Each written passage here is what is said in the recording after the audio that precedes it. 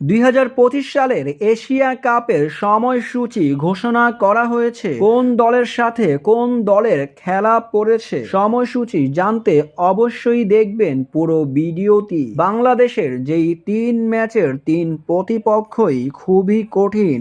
যদি বাংলাদেশ এই 3 দলকে হারাতে পারে তাহলে পরবর্তী রাউন্ডে যেতে পারবে টাইগার বাহিনীরা। তবে এশিয়া কাপের 2025 সালের আসরটি শুরু হতে যাচ্ছে নভেম্বরের মাস থেকেই। নভেম্বরের 29 তারিখেই গড়াবে এই ম্যাচটি। প্রথম ম্যাচেই দেখা যাবে বাংলাদেশ ও আফগানিস্তানকে, তারপরেই দেখা যাবে শ্রীলঙ্কা ও নেপালকে।